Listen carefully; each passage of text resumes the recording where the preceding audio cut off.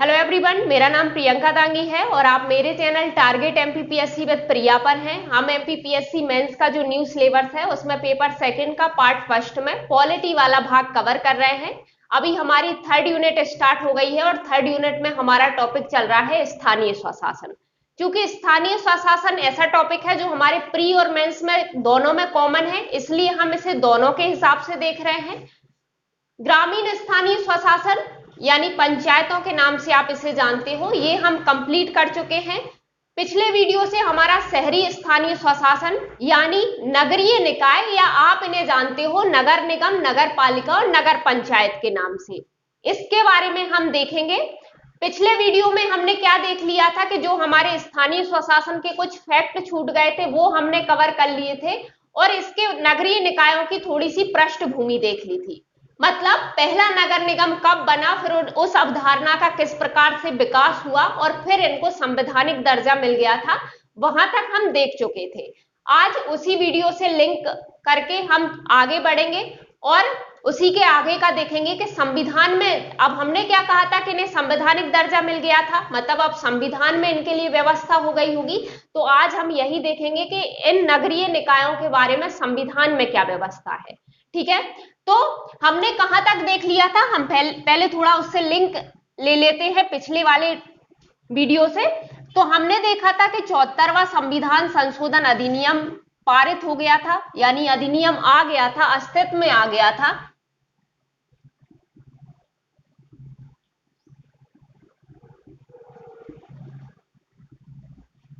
अच्छा, ये अधिनियम कब का है? तो इस तरह से भी क्वेश्चन आता है कि 74वां संविधान संशोधन अधिनियम कब का है ना?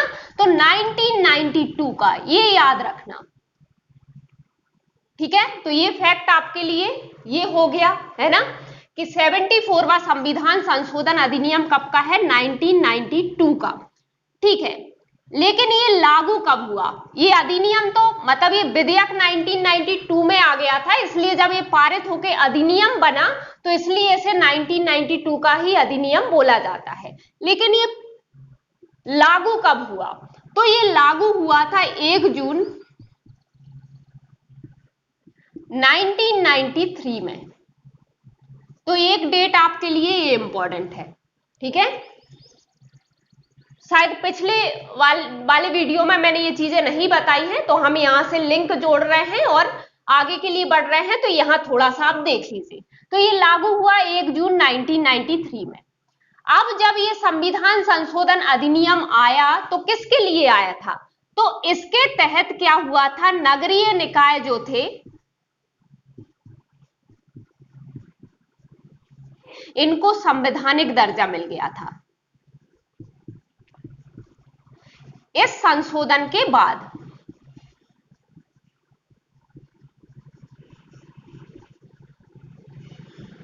तो नगरीय निकायों को संवैधानिक दर्जा प्राप्त हो गया।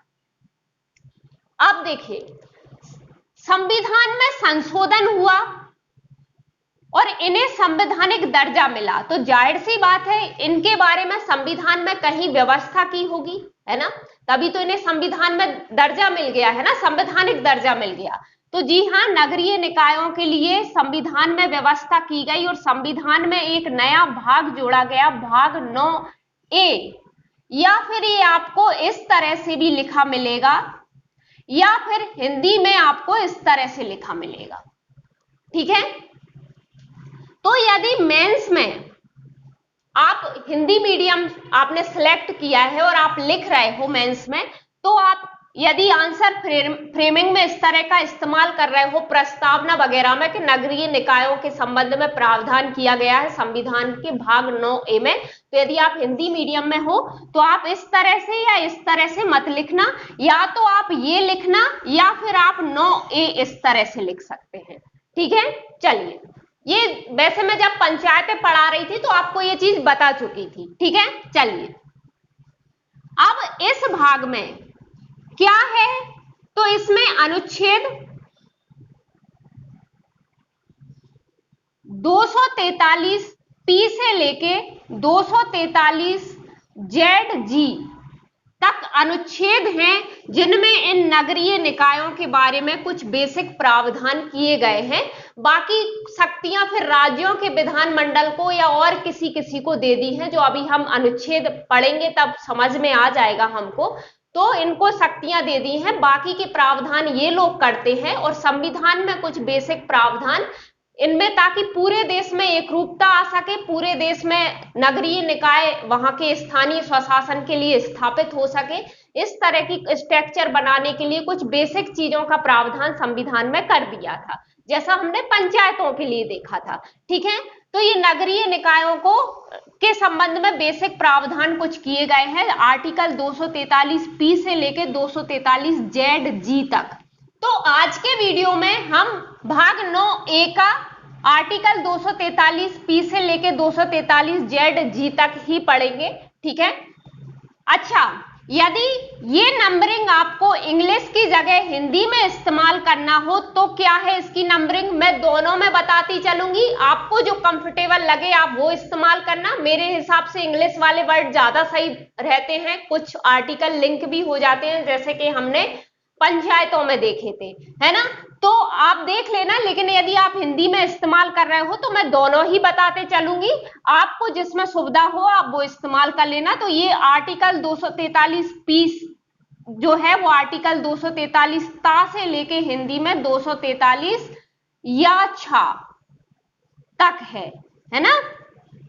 अच्छा, अब ये जो भाग 9A जोड़ा गया संविधान में, इसे नाम क्या दिया गया है, तो इसे नाम दिया गया है नगर पालिकाएं।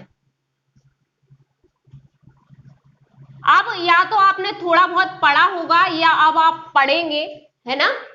तो आपने सुना होगा, मैंने जैसा कहा कि आप इन्हें जानते हो 3 रूपों में, नगर निगम, नगर पालिकाएं, नगर पालिका और नगर पंचायत या नगर परिषद, या इनको क्या बोला जाता है, नगर परिषद। कहीं कहीं इन्हें नगर परिषद बोला जाता है। तो संविधान में इन तीनों के लिए ही नगर पालिका शब्द बस इस्तेमाल किया गया है। तो आज चूंकि हम इसके संवैधानिक प्रावधान ही पढ़ेंगे, अनुच्छेद ही पढ़ेंगे, तो हो सकता है कि कई जगह आपको सिर्फ नगर पालिकाएं सुनने को मिलेगा, है ना। अब जब अनुच्छेद हम पढ़ेंगे तो सिर्फ नगर पालिकाएं सुनने को मिलेगा। क्यों? क्योंकि इन तीनों के लिए ही संविधान में सिर्फ नगर पालिका ही कहा गया है। ठीक है, तो आप कंफ्यूज मत होना, आप ये मत सोचना कि जब नगर पालिका कहा जा रहा है तो सिर्फ नगर पालिका से मतलब है, ऐसा नहीं है।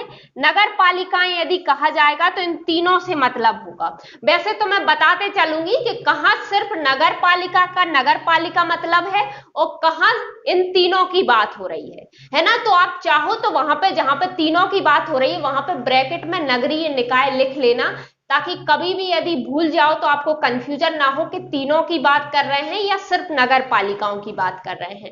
ठीक है, वैसे तो संविधान की व्यवस्था में जितनी भी हम देखेंगे वहां इन तीनों के लिए ही कहा गया है और तीनों के लिए ही नगर पालिकाएं शब्द इस्तेमाल किया है। तो इस भाग का नाम क्या है, नगर पालिकाएं। ये हम देख चुके थे कि हमने अनुसूची 12 जोड़ी थी इस संविधान संशोधन के बाद, और 12वीं अनुसूची में हमने क्या जोड़ा था, 18 विषय रखे गए थे इन नगरीय निकायों को काम करने के लिए। जैसे 29 विषय हमने पंचायतों को दिए थे, अब भाई ये भी तो किसी पे काम करेंगी, है ना। तो क्या कहा गया था कि 18 विषय इनके लिए होंगे। वो 18 विषय मैं आपको टेलीग्राम पे शेयर कर चुकी हूँ, संविधान की मूल कॉपी जो थी उसी से मैंने लिए थे, तो वहां से मैं आपको शेयर कर चुकी हूँ। आप कम से कम उनको इस तरह से एक बार देख लेना कि जब आपके सामने यदि इस तरह का कोई क्वेश्चन आए कि इनमें से नगर पालिका का क्या काम है या क्या काम नहीं है, तो आप कम से कम उसको टिक कर पाओ। या 3 नंबर में आपसे यदि पूछ लिया जाता है कि 12वीं अनुसूची में वर्णित कोई 3 विषय बताइए या नगरीय निकायों की कार्यात्मक मदें लिखिए, तो हम 2-3 काम उनके लिख सकें, है ना। वैसे तो आप जनरली जानते ही हो, वो सफाई, साफ सफाई देखती हैं, है ना, जलापूर्ति की व्यवस्था देखती हैं, पुल सड़कें वगैरह बनाती हैं, तो कुछ ऊपरी काम तो आपको पता ही है। ठीक है, जो नगर में ये नगर पालिकाएं वगैरह करती रहती हैं, पार्क वगैरह की व्यवस्था करती हैं, है ना। तो इस तरह के कुछ आपको पता ही है, तो आप लिख तो पाओगे ही 3 नंबर में, लेकिन फिर भी एक बार उन्हें एक नजर में देख लेना तो ज्यादा सही रहेगा। ठीक है, चलिए, वैसे बहुत ज्यादा रटने की उन्हें जरूरत नहीं है ना। अब हम आज के वीडियो में आगे बढ़ते हैं। अब हम अनुच्छेद 243 से स्टार्ट कर रहे हैं और जेड जी तक हम पढ़ेंगे। ठीक है, वैसे कोशिश करेंगे यदि वीडियो ज्यादा लंबा नहीं जाता है तो हम पूरे ही अनुच्छेद देख लेंगे, यदि ज्यादा लंबा जाएगा तो फिर हम उन्हें पार्ट में डिवाइड कर लेंगे। ठीक है, चलिए, तो हमारा पहला अनुच्छेद क्या है? अनुच्छेद 243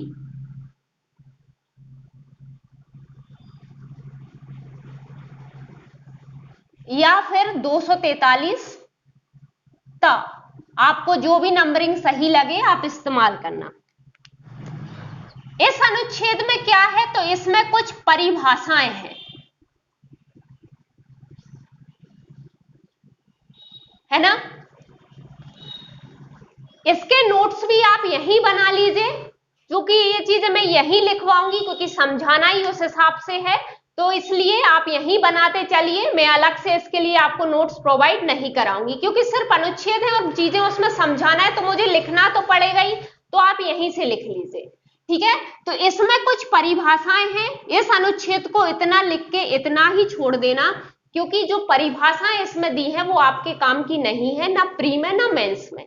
ठीक है, होगा क्या, यदि बस इतना याद रखना कि पी में परिभाषाएं हैं, है ना। अब पी से जेड जी तक स्टार्ट क्या हो गया हमारा? तो नगरीय निकाय, तो नगरीय निकाय के संबंध में ही कुछ जो शब्द इस्तेमाल होंगे उनकी परिभाषाएं दी हैं। मैं एक बार आपको यहाँ पे बता देती हूँ कि क्या चीज है ये, तो आप बस थोड़ा सा इस तरह से, कभी भी यदि आपके सामने कोई शब्द या किसी भी तरह से कोई भी चीज यदि आपके सामने आती है तो आप किसी भी तरह से कंफ्यूज ना हो, इसलिए मैं आपको ये चीज यहाँ समझा रही हूँ। वैसे बताने वाला इसमें कुछ भी नहीं है ना। चलिए, किस किस चीज की परिभाषा दी है वो मैं आपको बता देती हूँ। ये कुछ शब्द हैं, इनकी परिभाषाएं आपको दी गई है, तो मैं समझा देती हूं कि ये क्या है। जैसे पहली परिभाषा दी है समिति की, तो इसमें कहा गया है कि अनुच्छेद 243 में जो कुछ वार्ड समितियां बनेंगी उनके बारे में कहा है कि समिति का मतलब यहाँ पे उन्हीं वार्ड समितियों से है। ठीक है, तो ये भी हमारे काम का नहीं है, क्योंकि कोई स्पष्ट परिभाषा नहीं दी, बस बता दिया है कि इस अनुच्छेद में जो समिति बनेंगी उनका मतलब है ना। तो इसलिए ये हमारे काम का नहीं है।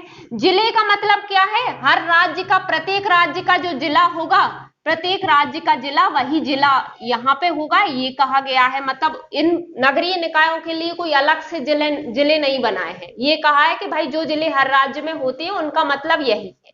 ठीक है, तो ये भी हमारे काम का नहीं है। अगला दिया है हमारा महानगर क्षेत्र। महानगर क्षेत्र में क्या कहा गया है कि जो 10 लाख से अधिक जनसंख्या होगी उस क्षेत्र को राज्यपाल क्या करेंगे? अधिसूचना द्वारा यदि महानगर क्षेत्र घोषित कर देते हैं तो वो महानगर क्षेत्र होगा। ठीक है, बस इतना सही कहा है। नगर पालिका क्षेत्र, तो किसी नगर पालिका का जो क्षेत्र जितना निर्धारित कर दिया जाएगा कि भाई इस नगर पालिका के अंतर्गत इतना क्षेत्र आता है, तो वो उसका प्रादेशिक क्षेत्र हो जाएगा नगर पालिका का, तो उसी को नगर पालिका क्षेत्र कहा है।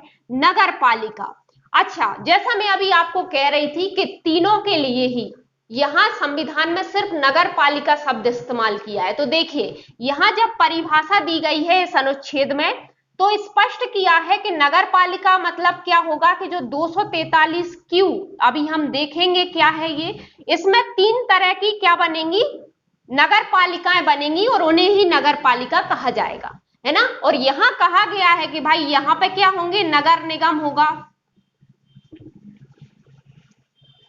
नगर निगम होगा, नगर पालिका होगी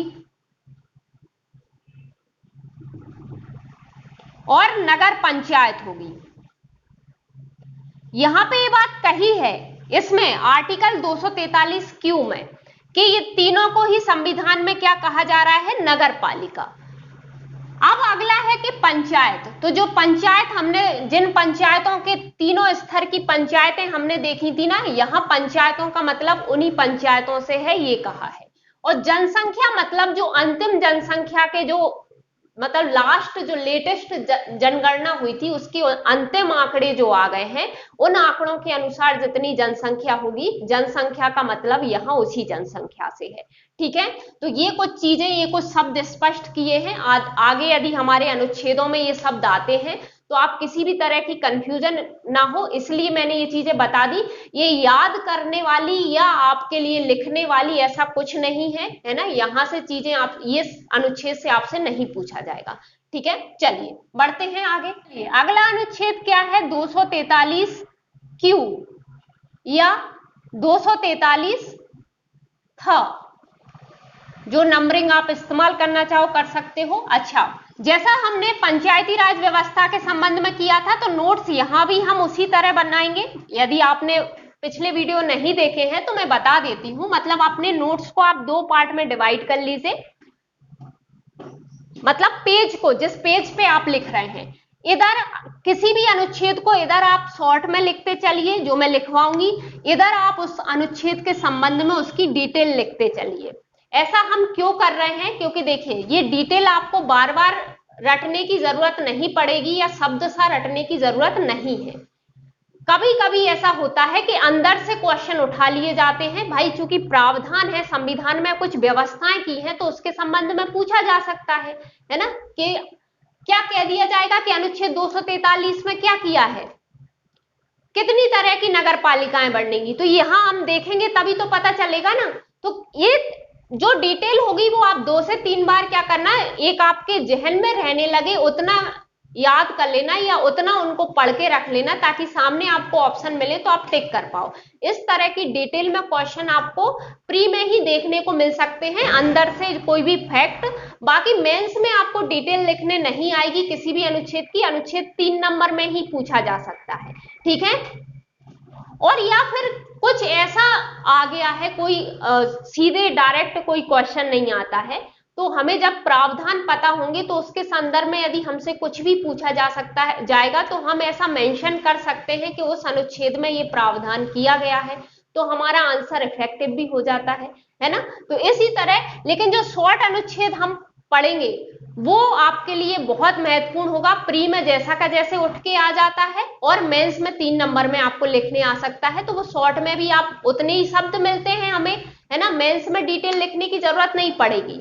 लेकिन प्री में, यदि प्री में तो ये अंदर से क्वेश्चन आ सकते हैं ना, लेकिन मेंस में आपको शॉर्ट में सिर्फ आपको पता है तो आप अनुच्छेद के बारे में 10-15 शब्द आराम से लिख सकते हो, तो आपका 3 नंबर में भी कंप्लीट हो गया। ठीक है, और इसे आपको बार बार पढ़ते रहना है क्योंकि अनुच्छेद डायरेक्ट पूछे जाते हैं। ठीक है, चलिए, तो ये क्या है हमारा अनुच्छेद 243 क्यू। आप अपने नोट्स में पूरा लिखना, मैं तो यहाँ शॉर्ट में लिखते जा रही हूं, है ना। आर्टिकल 243 क्यू क्या कह रहा है? नगर पालिकाओं का गठन। क्या है? नगर पालिकाओं का गठन।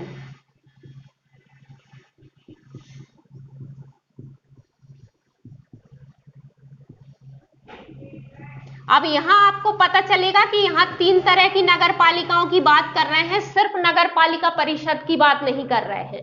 ठीक है, अब देख लेते हैं कि इस अनुच्छेद में डिटेल में हमको क्या देखना है। अनुच्छेद 243 क्यू क्या लिखना है इसमें? तो इसमें है कि प्रत्येक राज्य में, मतलब संविधान में कहा है कि प्रत्येक राज्य में इस भाग, यानी भाग 9A, इस भाग के उपबंधों के अनुसार, यदि कुछ समझ में ना आए तो थोड़ा रुकना, इसको लिखवा देती हूं, फिर मैं आपको एक्सप्लेन करूंगी, सही है ना। प्रत्येक राज्य में इस भाग के उपबंधों के अनुसार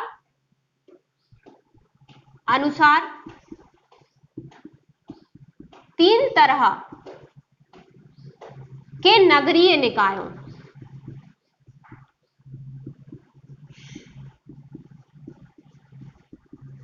का गठन किया जाएगा।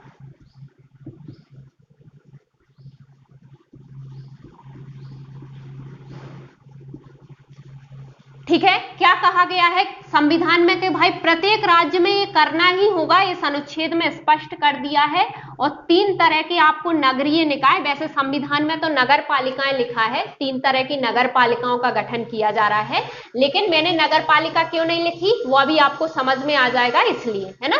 चलिए, तो नगरीय निकायों का गठन किया जाएगा तो पहला क्या कहा गया है कि जो संक्रमणशील क्षेत्र होगा, संक्रमणशील क्षेत्र क्या होता है भाई, ऐसा नगर जो गांव से नगर में परिवर्तित हुआ है, संविधान में उसे संक्रमणशील क्षेत्र कहा है। तो क्या कहा गया है कि जो संक्रमणशील क्षेत्र होगा,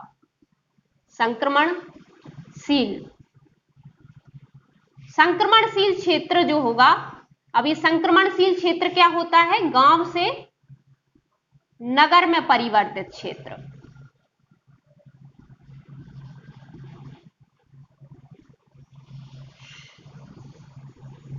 ठीक है, उसे संविधान में संक्रमणशील क्षेत्र कहा गया है। तो संक्रमणशील क्षेत्र में क्या होगा, नगर पंचायत का गठन किया जाएगा, ये कहा गया है ना। तीन तरह की बोला है ना कि तीन तरह की नगर पालिकाएं यानी नगरीय निकायों का गठन होगा। तो पहला कौन सा होगा, नगर पंचायत जिसे कहा जाएगा। अच्छा, इसमें ये भी कहा है कि ये नगर पंचायत किसी भी नाम से जानी जाए, कहीं कहीं इसे नगर परिषद भी बोला जाता है, इसलिए ये चीज लिखी है संविधान में, है ना, कि जरूरी नहीं है उसे आप नगर पंचायत भी कहो।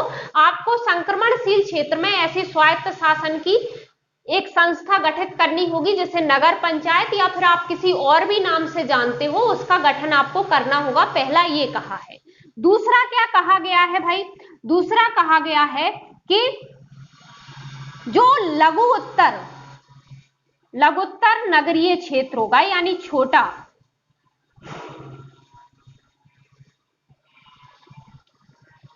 है ना, स्मॉल अर्बन एरिया होगा, वहां पे आपको क्या करना होगा, वहां पे आपको नगर पालिका परिषद का गठन करना है। अब आप समझ गए होंगे क्योंकि इनको सिर्फ नगर पालिका कहा जाता है, तो इसलिए मैंने यहां पर नगर पालिका नहीं लिखा, ताकि आपको किसी भी तरह की कोई कंफ्यूजन ना हो। संविधान में कहा है कि तीन तरह की नगर पालिकाएं बनेंगी। वो तीन तरह की कौन सी बन रही है, एक नगर पंचायत बन रही है, दूसरी नगर पालिका परिषद बन रही है, और तीसरी बनेगी नगर निगम, है ना। तो नगर निगम के लिए क्या कहा गया है कि बृहत्तर नगरीय क्षेत्र के लिए क्या बनेगा, नगर निगम बनेगा। ठीक है, चलिए इस चीज को एक बार अच्छे से समझते हैं। क्या कहा गया है संविधान के अनुच्छेद 243 क्यू में कि भाई प्रत्येक राज्य में क्या होगा, तीन तरह की नगरीय निकाय यानी नगर पालिकाओं का गठन किया जाएगा। ठीक है, अब वो तीन तरह की कौन कौन सी हैं, नगर पंचायत, नगर पालिका परिषद और नगर निगम। लेकिन एक चीज कही गई है कि ये कहां कहां पे बनेंगी। संविधान में कुछ बेसिक प्रावधान कर दिए थे, तो कह दिया था कि संक्रमणशील क्षेत्र में तो कौन बनेगी, नगर पंचायत, है ना। अब जो स्मॉल अर्बन एरिया होगा यानी लघु उत्तर नगरीय क्षेत्र जो होगा, उसमें बनेगी नगर पालिका परिषद, जिसे आप सिर्फ नगर पालिकाओं के नाम से जानते हैं, है ना। चलिए, और बृहत्तर यानी जो लार्जर अर्बन एरिया होगा, वहां पे क्या बनेगी, नगर निगम बनेगी। अब भाई ये डिसाइड कौन करेगा कि कौन सा संक्रमणशील है, कौन सा लघु उत्तरीय नगर है, कौन सा बृहत्तर नगरीय क्षेत्र है, ये कौन डिसाइड करेगा। तो संविधान में कहा गया है कि भाई उस राज्य का राज्यपाल, जनसंख्या कितनी है उस क्षेत्र में, गतिविधि किस प्रकार होती है वहां पे, मतलब गतिविधियां भी भाई, नगर किसको कहा जाता है जिसमें कृषि से भिन्न कोई क्रियाएं हो रही होती है, उद्योग वगैरह और कुछ भी, है ना। तो ऐसे क्षेत्र को हम नगर मान के चलते हैं, मतलब जहां की प्रधानता कृषि नहीं होती। तो क्या कहा गया है कि भाई जनसंख्या के हिसाब से, वहां कृषि से भिन्न कोई गतिविधियां हो रही हैं उनके हिसाब से, राजस्व वसूली किस हिसाब से हो रही है उसके हिसाब से, वो क्षेत्र आर्थिक महत्व किस प्रकार, उस क्षेत्र का आर्थिक महत्व है उसके हिसाब से क्या कर सकता है, उस राज्य का राज्यपाल किसी भी क्षेत्र को संक्रमणशील क्षेत्र, लघु उत्तरीय नगरीय क्षेत्र और बृहत्तर नगरीय क्षेत्र घोषित करेगा, है ना। यानी अधिसूचना द्वारा बता देगा कि भाई ये क्षेत्र संक्रमणशील क्षेत्र है, मतलब ऐसा क्षेत्र जो गांव से नगर में परिवर्तित हुआ है ना। और कौन सा छोटा नगर है, कौन सा बड़ा नगर है, तो ये राज्यपाल डिसाइड करेगा, राज्यपाल के ऊपर छोड़ दिया है। जब राज्यपाल ये डिसाइड कर लेता है कि भाई ये वाले क्षेत्र हैं, तो वहां पे इस तरह की ये तीनों तरह की निकाय बनाए जाएंगे। ठीक है, आई होप ये शोर आपको डिस्टर्ब नहीं कर रहा है, मेरी आवाज क्लियरली आ रही है। यदि कोई चीज नहीं समझ में आ रही है तो आप मुझे कमेंट बॉक्स में बता सकते हैं, मैं इस चीज को दोबारा एक्सप्लेन कर दूंगी, ठीक है। तो इस अनुच्छेद में इतना ही कहा गया है। एक चीज और कही गई है कि भाई आप चाहो तो इसके नीचे नोट डाल के लिख लीजिए या फिर सुन लीजिए, उतनी काम की नहीं है वो, कि जिस क्षेत्र को राज्यपाल यदि विनिर्दिष्ट कर देता है, राज्यपाल तय कर देता है कि ये क्षेत्र हम क्यों विकसित कर रहे हैं, औद्योगिक नगर के रूप में विकसित कर रहे हैं, तो वहां इस प्रकार का निकाय बनाने की जरूरत नहीं है, संविधान में ये कहा गया है। लेकिन राज्यपाल को पहले बताना होगा, मतलब राज्यपाल को अधिसूचना द्वारा ये तय करना होगा कि ये सिर्फ जो नगर है वो औद्योगिक नगर के रूप में विकसित किया है, ठीक है। चलिए, तो वो चीज है। अब आगे बढ़ते हैं, आगे के अनुच्छेद में क्या है। आई होप आपको ये अनुच्छेद अच्छे से समझ में आ गया होगा। अगला अनुच्छेद है हमारा 243 आर या 243 द। इसे भी आप इसी प्रकार लिख लीजिए, यानी इधर 243 आर में हम क्या लिखेंगे, नगर पालिकाओं की संरचना।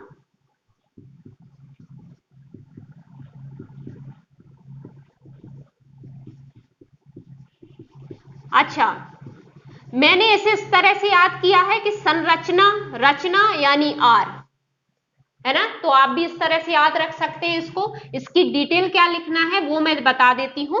अच्छा, क्योंकि इसके क्या है, थोड़े पॉइंट बड़े बड़े हैं तो मैं इसको हटा रही हूं साइड में से। आई होप आप इसी तरह से नोट्स बना रहे हैं, ठीक है।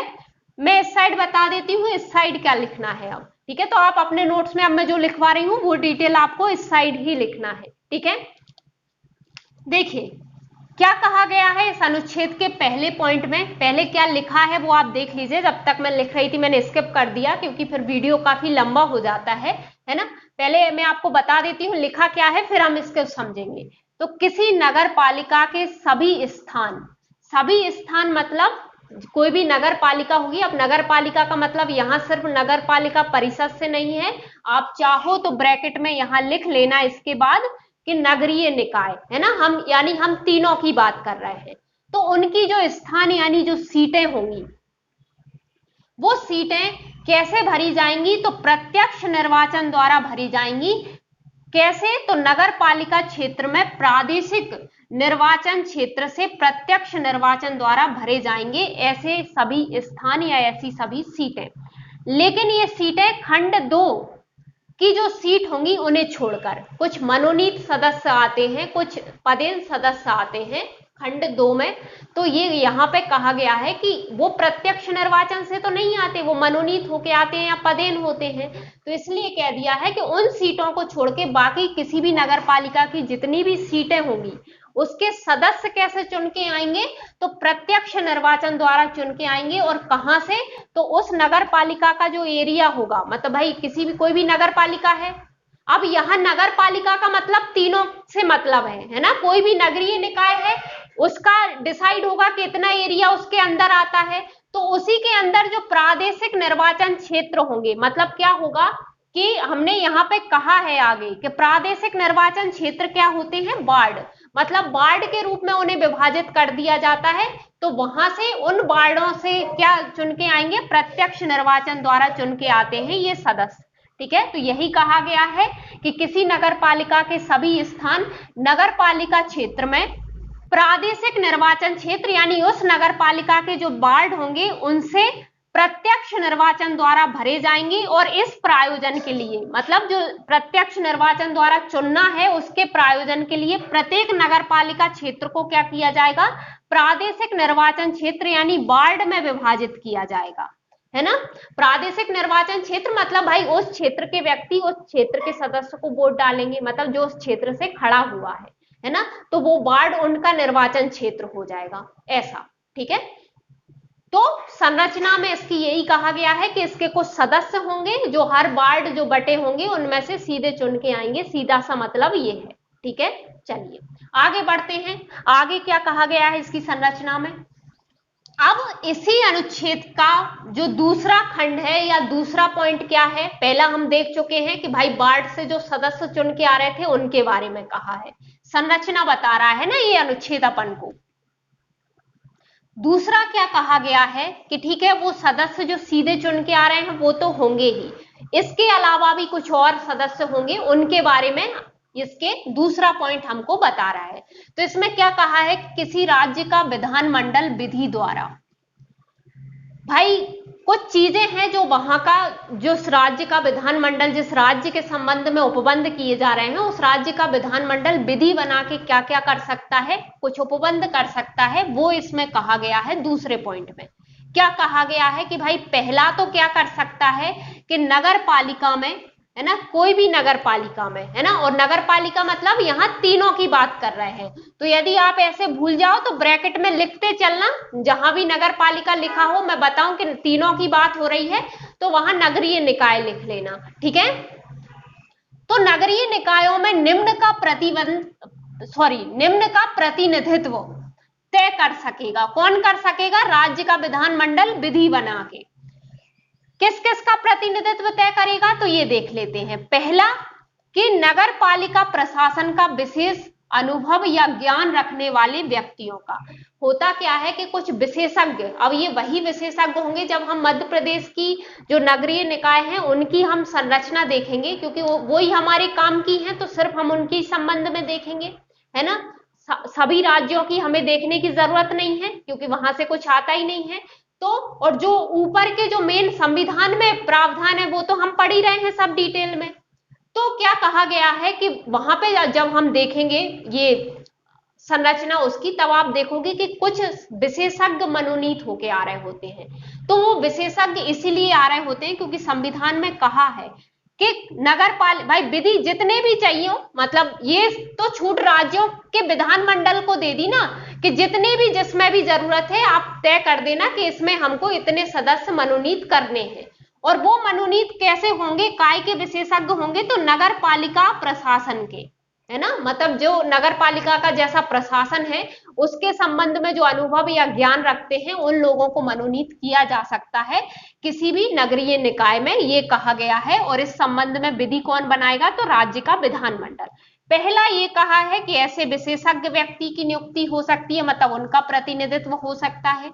दूसरा क्या कहा गया है कि लोकसभा और राज्य की विधानसभा के सदस्यों का, मतलब पहले तो विशेषज्ञों का प्रतिनिधित्व होगा, दूसरा किसका होगा, लोकसभा और राज्य की विधानसभा के सदस्यों, यानी जो लोकसभा के सांसद होंगे उनकी, और जो विधायिका, जो हमारे यहाँ विधानसभा होगी उसके विधायक होंगे, उनका प्रतिनिधित्व भी तय कर सकता है। अच्छा, इसमें मैंने आगे लिखा है, भाई ये सब एक एक चीज मैं क्यों लिखवा रही हूं, क्योंकि इसके बाद आपको कहीं और किसी भी बुक में या कहीं भी और जो चीज मैं पढ़ा रही हूं, एटलीस्ट मैं कोशिश कर रही हूं कि उसके लिए आपको किसी भी बुक में जाने की जरूरत ना पड़े, उसकी डिटेल जानने के लिए कहीं और ना भटकना पड़े, इसलिए जो काम का है वो मैं सब यहां बता दे रही हूं, है ना। तो हो सकता है अनुच्छेद थोड़ा लंबा हो जाएगा।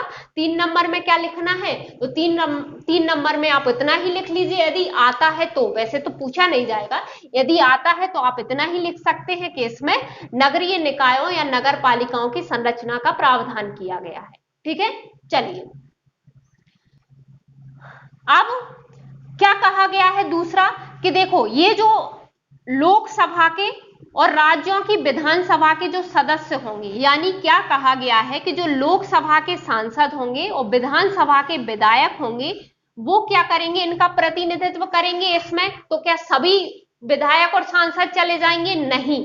आगे कहा है कि जो उन निर्वाचन क्षेत्रों का प्रतिनिधित्व करते हैं, कौन से निर्वाचन क्षेत्र, जिनमें कोई नगर पालिका यानी कोई भी नगरीय निकाय का जो क्षेत्र है वो पूर्णता या भागता आता है। भाई क्या कहा गया है कि उस निर्वाचन क्षेत्र का वो प्रतिनिधित्व कर रहे हो, वो विधायक भी और वो सांसद भी, जो कैसे आता है उसमें, या उस नगर पालिका क्षेत्र में या तो पूरा का पूरा आता है या थोड़ा बहुत आता है। यदि उसमें वो उनके निर्वाचन क्षेत्र में कोई नगर पालिका आ रही है तो वो उस नगर पालिका में क्या करेंगे, प्रतिनिधित्व करेंगे, ठीक है, ये कहा गया है। चलिए आगे बढ़ते हैं, इसमें आगे भी पॉइंट है ना, इसके ही आगे पॉइंट है, यानी ये 2 पॉइंट हो गए, फिर आगे के पॉइंट है।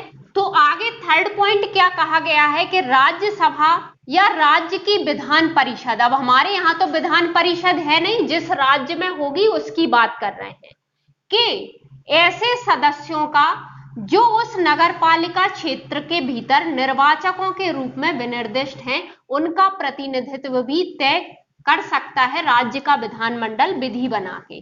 ठीक है, मतलब जो राज्यसभा के सांसद होंगे और विधान परिषद के विधायक होंगे वो भी सदस्य हो सकते हैं, लेकिन कब हो सकते हैं, हर कोई नहीं हो जाएगा। ऐसा नहीं है कि कोई कहीं का भी सांसद या विधायक है और इनमें आके नगर पालिका, किसी भी नगर पालिका का आके सदस्य बन गया, ऐसा नहीं होगा। क्यों नहीं होगा? क्योंकि यहाँ स्पष्ट कर दी गई है कि नहीं, कौन बनेगा, जो निर्वाचक के रूप में क्या होगा, रजिस्ट्रीकृत होगा उस नगर पालिका क्षेत्र में, मतलब उस नगर पालिका क्षेत्र का वो निर्वाचक होना चाहिए, तो वो उस नगर पालिका में वो विधायक या वो सांसद प्रतिनिधित्व कर सकता है। ठीक है, चलिए आगे क्या कहा गया है 4th इसी में, कि और कौन होगा इनके अलावा, तो अनुच्छेद 243 के खंड 5, ठीक है, ये खंड 5 है, 5 के अधीन गठित समितियों के अध्यक्षों का, मतलब राज्य का विधानमंडल क्या कर सकता है, विधि बना के, जो खंड 5 में यदि कोई समिति बन रही है ना, तो उस समिति के अध्यक्षों को भी, यदि उसको लगता है कि भाई यहाँ नगर पालिकाओं में इनका प्रतिनिधित्व होना चाहिए, तो उनके अध्यक्षों को भी क्या कर सकता है, सदस्य बना सकता है। ठीक है, अब ये प्रत्यक्ष चुन के नहीं आ रहा है, ये उनके अध्यक्ष हैं, ये सांसद हैं, है ना, और वो विशेषज्ञ थे, तो ये प्रत्यक्ष चुन के नहीं आ रहे थे, है ना, किस तरह से आ रहे हैं वो हम बता चुके हैं। ठीक है, एक बार जल्दी से शॉर्ट में इसका रिवीजन कर लेते हैं तो आपको और अच्छे से समझ में आ जाएगा, है ना। ये तो आपके प्रॉपर नोट्स आपके पास हैं, उसके लिए मैंने आपको ये चीजें लिखवा दी। चलिए, तो हमने क्या कहा कि भाई राज्य का विधानमंडल पहला तो क्या करेगा कि किसी भी नगरीय निकाय में निम्न लोग जो होंगे उनका प्रतिनिधित्व तय कर सकता है। अब वो लोग कौन होंगे, पहले पॉइंट में हर वार्ड से सदस्य चुन के आएंगे, ये तो हमने देख लिया। उसके अलावा और भी लोग होंगे जो राज्य विधानमंडल तय करेगा उनका प्रतिनिधित्व, वो कौन होंगे, तो पहले तो विशेषज्ञ होंगे, पहला पॉइंट तो हमने यही देखा था, है ना, विशेषज्ञ होंगे, ये मनोनीत होके आते हैं, आगे हम इनके बारे में पढ़ेंगे। ठीक है, तो राज्य का विधानमंडल ऐसे लोगों की व्यवस्था कर सकता है, मतलब विधि बना देगा कि भाई कौन इनको मनोनीत करके भेज देगा, है ना। तो पहले विशेषज्ञ आएंगे, दूसरा कौन आएगा, दूसरा हमने बोला कि सांसद और विधायक आएंगे। अब इस सांसद विधायक में हमने दूसरे और तीसरे पॉइंट में देख लिया था, दूसरे और तीसरे पॉइंट में हमने देख लिया था कि जो सांसद थे वो लोकसभा के भी आ रहे थे और राज्यसभा के भी आ रहे थे, और कौन आ रहा था, तो विधायक भी आ रहे थे, विधायक भी विधानसभा के और विधान परिषद के दोनों के आ रहे थे। वो कहां से किस प्रकार आ रहे थे वो हम डिटेल में देख चुके हैं, है ना। अब और कौन आ रहा था, तो और इन्होंने बोला था कि जो अन्य समितियां बन रही हैं के अध्यक्ष, इनका भी प्रतिनिधित्व हो सकता है ना। जो आर्टिकल 243 के खंड 5 में कोई समितियां हैं उनके अध्यक्ष भी यहां प्रतिनिधित्व कर सकते हैं, ये कहा है। ठीक है, तो ये अब आपको समझ में आ गया होगा कि हमने डिटेल में लिखा क्या है ना। यानी अब इनकी संरचना में ये लोग भी शामिल हैं, इसलिए कह दिया गया है कि इनका प्रतिनिधित्व भी कौन तय कर देता है, तो राज्य का विधानमंडल विधि बना के कर देता है, और जिस संबंध में जिस राज्य में जैसी विधि होती है उस हिसाब से ये लोग चुन के आते हैं। ठीक है, मतलब विधायक सांसद तो पदेन सदस्य होते हैं क्योंकि ये ऑलरेडी विधायक सांसद हैं, है ना, ये ऑलरेडी अध्यक्ष हैं, तो ये भी पदेन सदस्य के रूप में आते हैं और ये मनोनीत सदस्य के रूप में आते हैं। ठीक है, चलिए आगे बढ़ते हैं। हम देख चुके हैं कि पहला तो इसमें ये कहा गया था कि भाई ये लोग प्रतिनिधित्व करेंगे। इसी पॉइंट में दूसरी चीज क्या कही गई है कि किसी राज्य का विधानमंडल विधि बना के क्या कर सकता है, मैं इसको हटा रही हूं यहां से। इसमें खा पॉइंट है कि किसी नगर पालिका, चाहे तो नगरीय निकाय लिख लीजिए, किसी नगरीय निकाय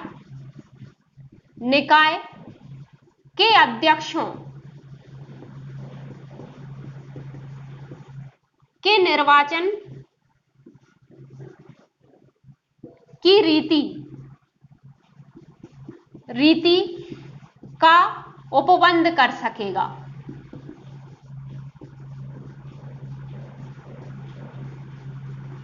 मतलब राज्य का विधानमंडल विधि बना के एक तो कुछ लोगों का प्रतिनिधित्व तय कर रहा था, पहले में हमने ये देख लिया, वो कौन कौन से लोग थे वो हम देख चुके हैं। दूसरा ये क्या कर रहा है कि जो नगरीय निकाय होंगे तीनों तरह के, है ना, उनके अध्यक्ष किस प्रकार से किस रीति से चुन के आएंगे, इसका भी उपबंध कौन कर सकता है, राज्य का विधानमंडल विधि बना के। और संविधान में ये तो पहले ही पॉइंट में कह दिया है कि जो सदस्य चुन के आएंगे वो प्रत्यक्ष चुन के आएंगे, है ना, और अध्यक्ष किस प्रकार से चुने जाएंगे ये रीति ये राज्य विधानमंडल डिसाइड कर देगा। चलिए अगले अनुच्छेद पर बढ़ते हैं। अगला अनुच्छेद क्या कह रहा है, इस अनुच्छेद में यही चीजें थी। अगला अनुच्छेद हमारा है अनुच्छेद 243 या अनुच्छेद 243 ध।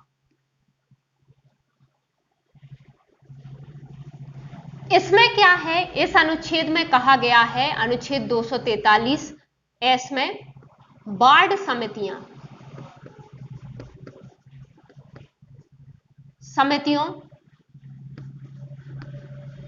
आदि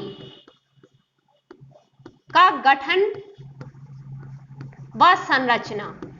यहां आदि क्यों लगा है भाई, क्योंकि इसमें वार्ड समितियों के अलावा भी कुछ समितियों की बात कही गई है थोड़ी सी, है ना, तो इसलिए कहा गया है कि वार्ड समितियों, तो मैंने इसको कैसे याद करा है, एस से अपन सा बनाते हैं तो समितियां, है ना, ऐसे मैंने लिंक किया है। यदि आपकी भी लिंक बैठ जाए तो आप भी कर सकते हो, ठीक है। अब हम इसकी डिटेल देखते हैं थोड़ी सी कि वार्ड समितियां कहां पे होंगी, किस प्रकार से होगी, क्या इनकी संरचना होगी, वो देख लेते हैं। चलिए इधर क्या लिखेंगे हम 243 में, तो 243 में क्या कहा गया है कि ऐसी नगर पालिकाएं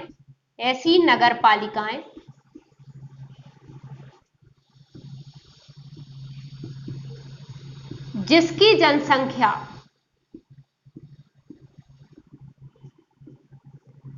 3 लाख या उससे अधिक है, मतलब 3 लाख भी हो सकती है या उससे अधिक है, के भीतर वार्ड समितियां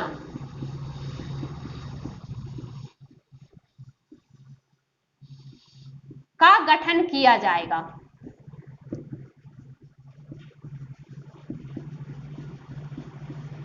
जो एक या अधिक वार्ड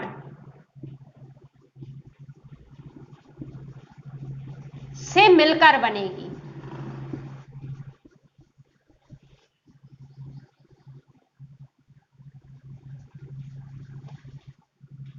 क्या कहा गया है, देखिए कि कोई भी नगर पालिका होगी यदि वहां 3 लाख या उससे अधिक जनसंख्या है। अब भाई हम मध्य प्रदेश की बात करें तो हमारे यहाँ तो 1 लाख पर नगर निगम बन जाता है ना, तो ये भी जाहिर सी बात है, यहाँ नगर पालिका का मतलब सिर्फ नगर पालिका से नहीं है ना, हो सकता है ये जनसंख्या अलग अलग राज्यों में अलग अलग होगी, तो यदि हो सकता है यदि नगर पालिका परिषद में भी 3 लाख से अधिक जनसंख्या आ रही है तो वहां भी ऐसा होगा, ये कहा गया है, ठीक है। तो किसी भी ऐसी नगर पालिका जिसकी जनसंख्या 3 लाख या उससे अधिक है, उस नगर पालिका के क्षेत्र के भीतर क्या होगा, वार्ड समितियों का गठन किया जाएगा।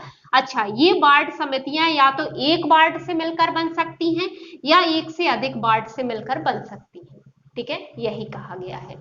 चलिए आगे इसमें इनकी संरचना बताई है तो वो देख लेते हैं थोड़ा सा।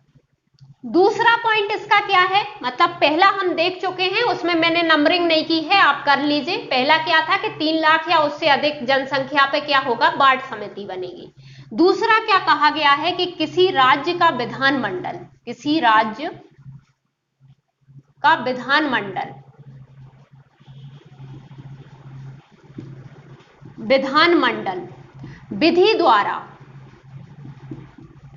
विधि द्वारा वार्ड समितियों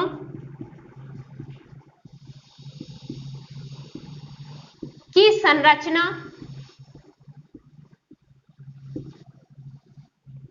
उनके प्रादेशिक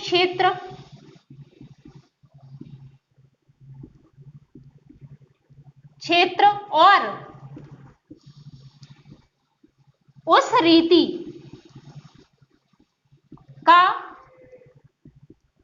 जिससे वार्ड समितियों के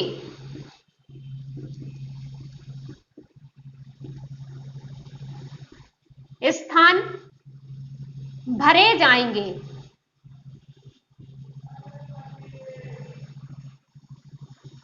का उपबंध कर सकता है।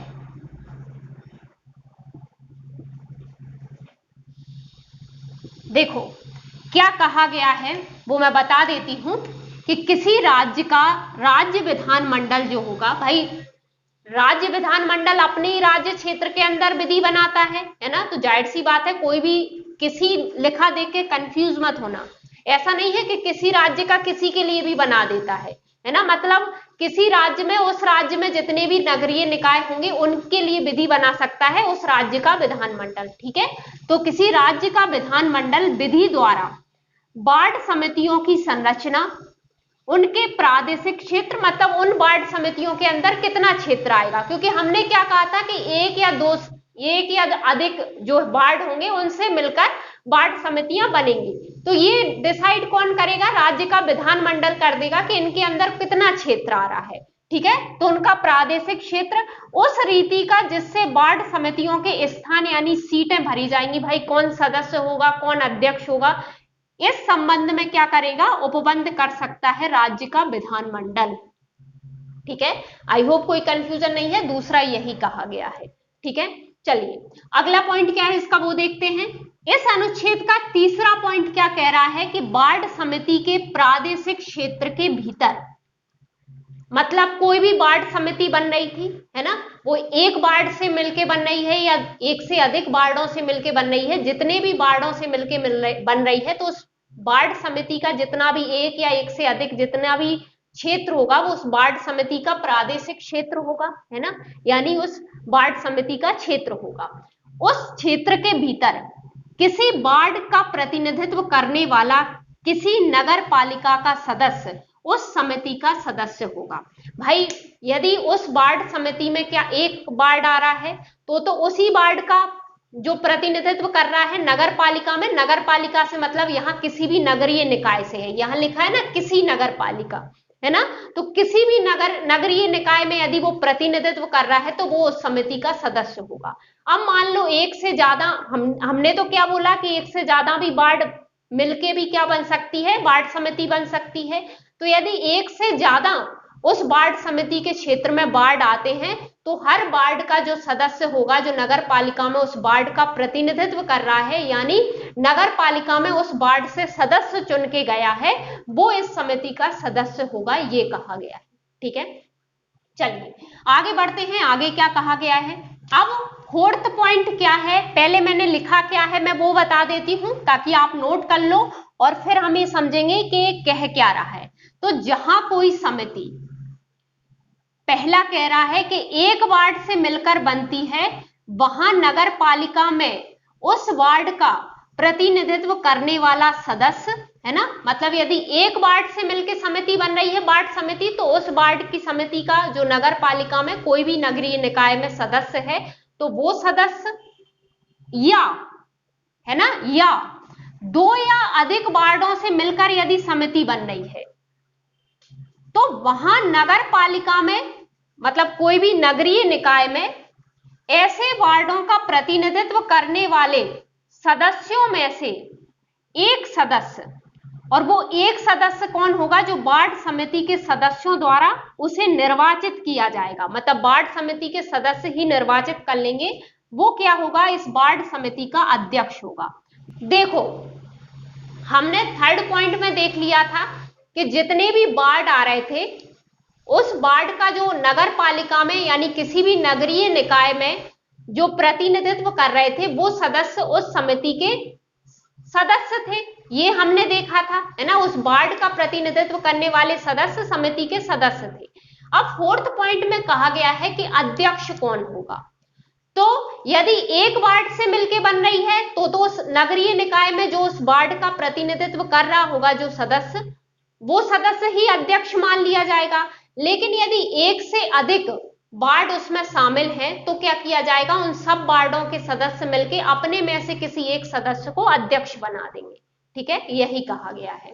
चलिए इसमें एक पॉइंट और है, वो और देख लेते हैं, वो इतना खास नहीं है, लेकिन मैं चूंकि नोट्स बनवा रही हूं आपको अच्छे से प्रॉपर, तो इसलिए मैं वो भी बता देती हूँ। ये डिटेल आप थोड़ा थोड़ा याद रखना, यदि इस तरह का कुछ क्वेश्चन कभी सामने आ जाए तब आप इससे डील कर पाओ, इसलिए ये मेंस में कुछ नहीं लिखना आपको, है ना। चलिए, तो इतना सारा देख के घबराने की जरूरत नहीं है ना।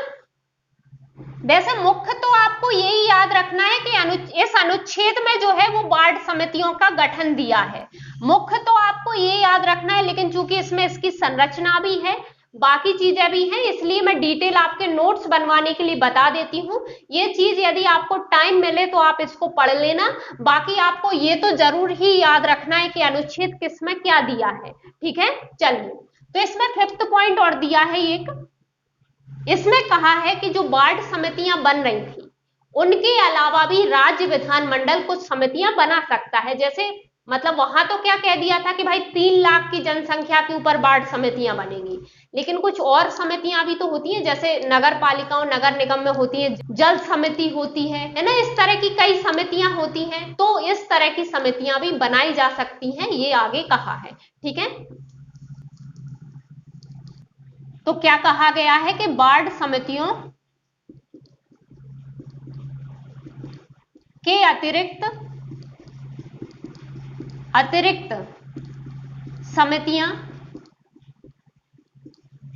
समितियों का गठन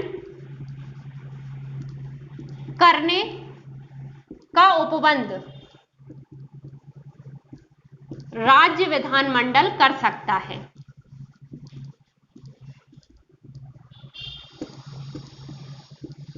ठीक है, कौन करेगा? राज्य विधानमंडल कर सकता है, यदि और भी कोई समितियां बनानी हो तो, इनकी वार्ड समितियों के अलावा। तो उस राज्य के विधानमंडल को यदि लगता है कि भाई हमारे यहाँ हमारे नगरीय निकायों में किसी और तरह की समितियों की भी जरूरत है, तो वो उसके संबंध में उपबंध कर सकता है, ये राज्य विधानमंडल को शक्ति दे दी है ना। बाकी संविधान में कह दिया है कि 3 लाख से अधिक जनसंख्या पे आपको वार्ड समिति तो बनानी है, ठीक है। चलिए, तो ये अनुच्छेद हमारा पूरा हो गया, इसमें इतना ही कहा गया था। क्योंकि हम पूरा डिटेल में पढ़ रहे हैं भाई, मेरा उद्देश्य ये है कि यदि आप यहां से पढ़ के जाओ तो आपको 10 किताबें या 10 वीडियो या 10 लेक्चर कहीं कोचिंग वगैरह में भी कहीं भी जाके खंगालने की जरूरत ना पड़े, विशेषकर उस टॉपिक के लिए जो मैंने पढ़ाया है। इसलिए जो भी यहाँ से आपसे कभी भी यदि डिटेल में भी कहीं से क्वेश्चन आता है तब भी आप सॉल्व कर पाओगे, लेकिन ये चीज आपको रटना नहीं है, सिर्फ पढ़ के छोड़ देना है, जिससे क्या होगा, आपको जब सीधे ऑप्शन मिलेगा तो आप टिक कर पाओगे। मेंस में इस तरह का कुछ लिखना नहीं है, इस तरह के कुछ लिखने आएगा भी नहीं, तो आप इस तरह से निष्फिक्र रहिए, कुछ पढ़ के बस छोड़ दीजिए कि हाँ इस तरह की व्यवस्थाएं वार्ड समिति, भाई कोई आपसे पूछ ले कभी तो आपको पता तो होना चाहिए कि वार्ड समितियों के संबंध में क्या व्यवस्थाएं हैं, है ना। एटलीस्ट हर राज्य में अलग अलग हो सकती है, लेकिन संविधान में कुछ बेसिक व्यवस्थाएं की है वो तो पता होना चाहिए, है ना।